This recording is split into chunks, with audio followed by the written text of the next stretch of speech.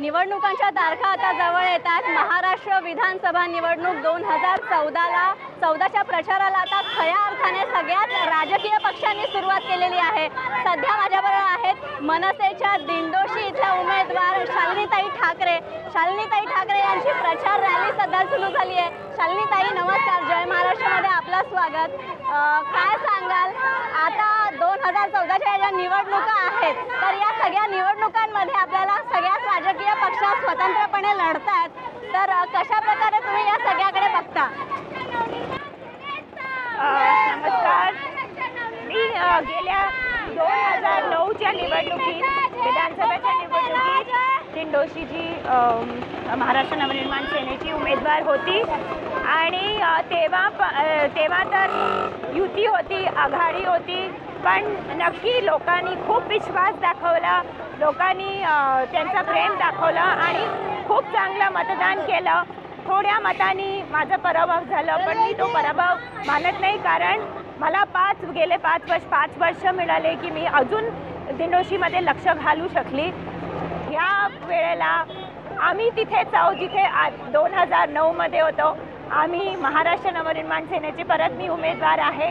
2014च्या निवडणुकीत दुसरे जे पक्ष आहेत त्यांचं जे काय आहे ते तुमच्या समोर आहे, त्यामुळे मला माझ्या मतदारांवरती विश्वास आहे, माझ्या लोकांवरती विश्वास आहे आणि हेही विश्वास आहे की जे प्रेम त्यांनी मला 5 वर्षापूर्वी दिलं होतं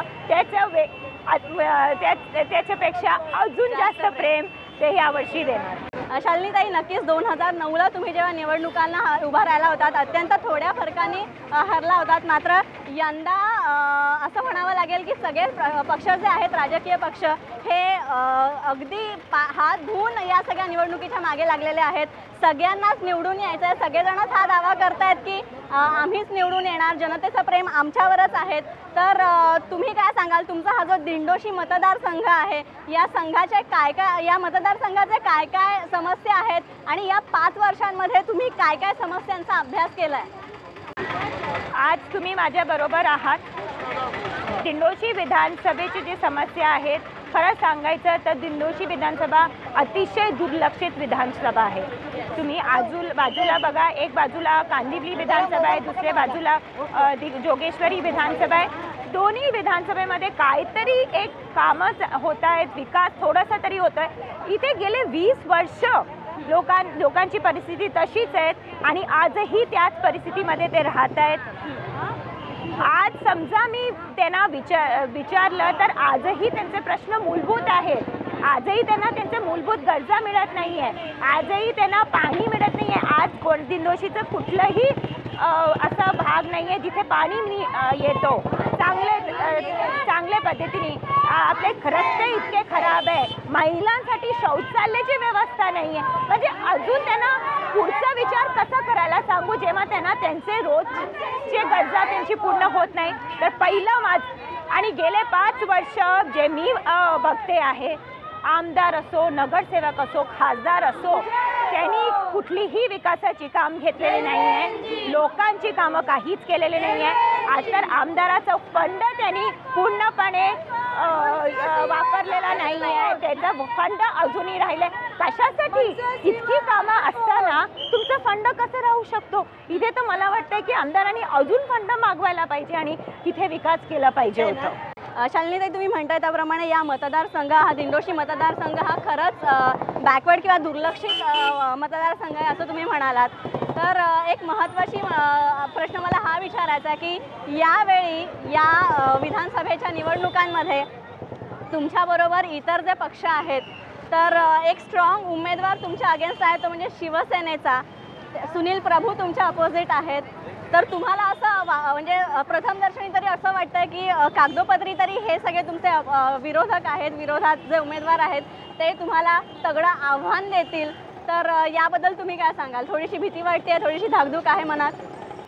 हे जे माझे विरोधक आहेत ते मागच्या निवडणुकामध्ये पण होते, तेच कॅन्डिडेट्स होते, फक्त आता युती आणि आघाडीमध्ये जे फरक झालेला आहे तो आहे। खरं सांगायचं तर सगळे कॅन्डिडेट्स ऑपोजिशनला कधीही आपल्याला कमी समजायला नाही पाहिजे। नक्की माझ्यासमोर खूप मोठे लोक आहेत, व्यक्ती आहेत, पण समजा तुम्ही त्यांना विचारलं, आमदारचं मी तुम्हाला सांगितलेच आहे, सुनील प्रभू स्वतः महापौर होते, त्यांनी मला दाखवावं की त्यांनी काही कामं केले. महापौर म्हणजे तुमच्याकडे मुंबईची जबाबदारी होती तुम्ही मला दाखवा की महिलांसाठी असो किंवा लोकांसाठी असो तुम्ही दिंडोशी मतदारसंघात काय केलं आहे. मोठे विषय आहेत, महिलांचे विषय आहेत, तसेच राहिलेले आहेत. त्यामुळे समजा हे सगळं बघितलं तर आज मला विश्वास आहे की लोकांना खरी परिस्थिती कळलेली आहे.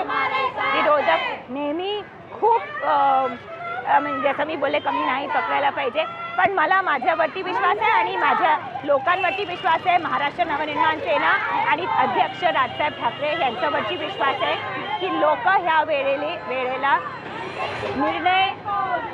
नक्की निर्णय तुमच्या बाजूने कौल असेल. परिवर्तनाच्या हिताचा निर्णय देणार हे मला खात्री आहे. शालिनीताई, आपण बघतोय एवढी मोठी महिला रॅली खरं तर तुम्ही काढलेली आहे आज, आणि खरं तर आता नवरात्रीचे सगळे दिवस चालू आहेत. महिलांचा खरं तर नवरात्री हा महिलांचा सण आहे, स्त्री शक्तीचा द्योतक आहे नवरात्री म्हणजे. तर एवढा मोठा पाठिंबा महिलांचा तुमच्या बरोबर आहे. तर महिलांच्या समस्याही खूप आहेत महाराष्ट्रात, देशात. महाराष्ट्राबद्दल बोलायचं झालं तर तुम्हाला काय समस्या वाटतात महिलांच्या आणि काय सोल्युशन्स असू शकतात? आज खऱ्या अर्थाने माझ्याबरोबर महिला आहेत, कारण त्यांना दिसतंय की अजूनपर्यंत जे लोकप्रतिनिधी होते त्यांनी त्यांच्यासाठी काहीच नाही केलं आहे.